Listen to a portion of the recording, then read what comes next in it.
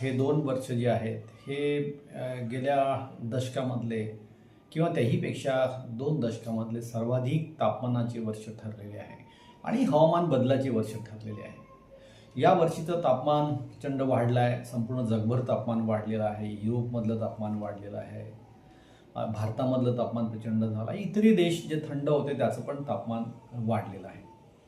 यावर्षी आता जो पाऊस येणार होता तो पाऊस अजूनहीपर्यंत जून आणि जुलैचा आता शेवटचा आठवडा येत आहे तरी पण पाऊस आपल्याकडे नाही आहे. याचं कारण आहे की हवामान बदलामुळे समुद्राचं जे पाणी आहे ते तापलेलं आहे आणि त्याचाच परिणाम अल निनो जो आहे त्याचा इफेक्ट झालेला आहे आणि हा गेल्या 100 वर्षामधला सर्वाधिक मोठा अल निनो आहे असं म्हटलं गेलं. खरं तर मागच्या वर्षी ला निनो होता, म्हणजे समुद्राचं जे तापमान आहे ते थंड होतं, पण यावर्षी ते तापमान वाढलं. केवळ पॅसिफिकच नाही तर हिंदी महासागराचं तापमान वाढलं. आपल्या अरबी समुद्राचं तापमान पण अजूनही वाढलेलं आहे आणि त्याचा परिणाम असा झाला आहे की भारतामध्ये आता आपल्याकडे चांगला मान्सून येणार नाही आहे. अधूनमधून आपल्याकडे निश्चितच पाऊस येईल, कारण आपल्याकडे इतके वर्ष पण अल निनो असताना आपल्याकडे अरबी समुद्रामधून आणि बंगालच्या खाडीमधून आपल्याकडे निश्चितच पाऊस आपल्याला काही प्रमाणात आलेला आहे. तसा पाऊस आपल्याकडे येईल, परंतु कधीही ह्या 90% जाण्याची शक्यता थोडी कमी आहे. म्हणजे एकदम दुष्काळीग्रस्त पाऊस येईल असं वाटत नाही भारतामध्ये. परंतु नेमकं हे का होत आहे आणि गेल्या 20 वर्षापासून हे जे हवामान बदल पृथ्वीचं जे आहे ते प्रचंड का वाढलेलं आहे याचा विचार केला पाहिजे. कारण आपण फक्त मानवाचा विकास करायचा असाच विचार करून राहिलो आहे आणि संपूर्ण शहरीकरण याच्यातून खूप मोठ्या प्रमाणात वाढलेलं आहे. औद्योगिकरण मोठ्या प्रमाणात वाढलेलं आहे. निर्वनीकरण झालेलं आहे. शहरामध्ये आता पूर्ण कॉन्क्रिटायझेशन झालेलं आहे. लोकसंख्या प्रचंड वाढलेली आहे. त्यामुळे सूर्याचं जे किरणं आहेत सूर्याची ती सरळ जमिनीवर पडत आहेत किंवा कॉन्क्रिटायझेशनमुळं संपूर्ण तापमान जे शहराचं आहे, ज्याला आपण हीट आयलंड म्हणतो, ते झालेलं आहे.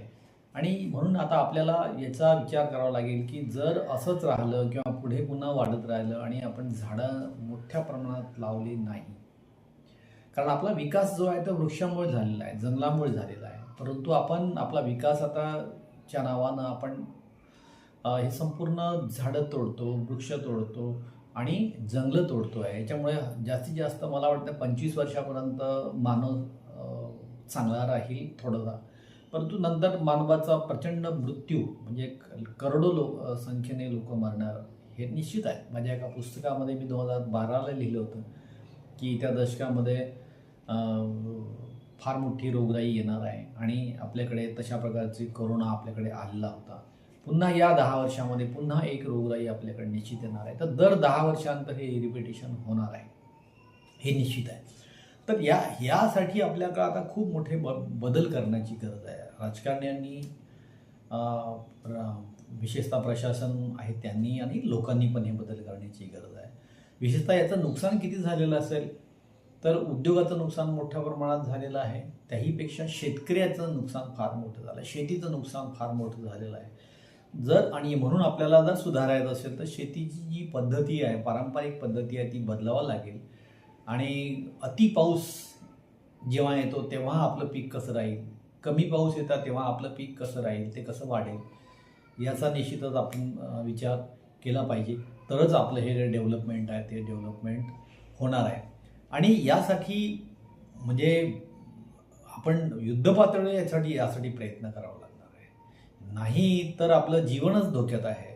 जसं आरोग्याची समस्या तुम्हाला सांगितली की ती पुन्हा पुन्हा गंभीर होणार आहे. म्हणजे आर्थिक समस्या जशी गंभीर आहे तशी आरोग्याची समस्या पण गंभीर होणार आहे आणि म्हणून याच्यावरती उपाययोजना निश्चितच करण्याची गरज आहे. जर या उपाययोजना केल्या नाही तर प्रचंड महामारी जगभर, भारतभर तर होणारच आहे, कारण सर्वाधिक देश जगामध्ये याच्यावर फार मोठा वाईट परिणाम होणार आहे ते भारत आहे. आणि म्हणून याच्यावरती उपाययोजना केली पाहिजे. तर उपाययोजना एक सर्वांच्या आपल्या हातामध्ये सहज सोपी उपाययोजना म्हणजे वृक्ष लागवड करणे.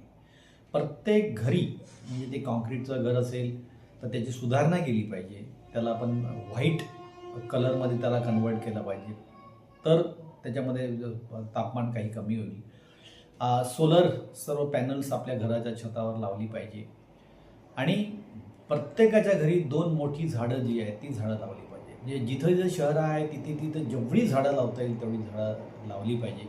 अन्यथा फार मोठ्या प्रमाणामध्ये हे उष्णतामान शहराचं वाढेल आणि शहरं राहण्यायोग्यच राहणार नाही. खरं तर आता ही शहरं राहण्यायोग्य नाही आहे, पण पुढे ते यापेक्षाही गंभीर समस्या आहे. जेवढी जंगलं आहेत, वनक्षेत्र आहे, तिथे मोठ्या प्रमाणात पुन्हा झाडं लावली पाहिजे. जैवविविधता जी आहे ती आपली पुन्हा बॅक आपण आणली पाहिजे.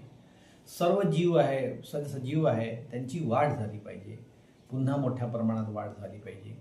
जे तळे होते आधी, प्रत्येक खेड्यात तळे होते, तलाव ज्याला म्हणतो आपण ते होते, पाण्याचे साठे फार मोठ्या प्रमाणात होते. ते साठे आपल्याकडे गावागावामध्ये, शहराशहरामध्ये हे साठे आले पाहिजे.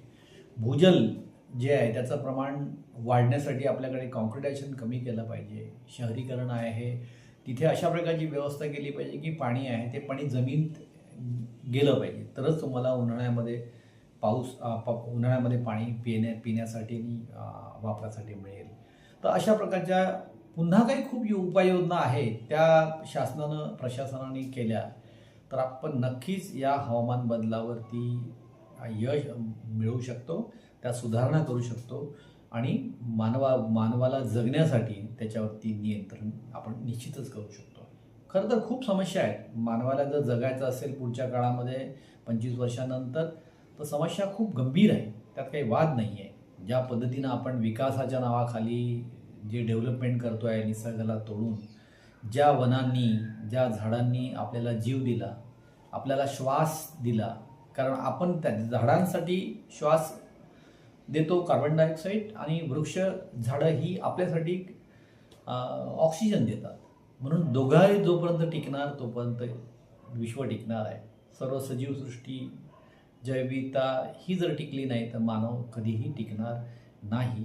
म्हणून याच्यावरती गंभीरतेने विचार झाला पाहिजे आणि आपल्या पृथ्वीला, आपल्या सृष्टीला, वृक्षांना, जंगलांना, मानवांना, वन्यजीवांना आपण निश्चितच वाचवलं.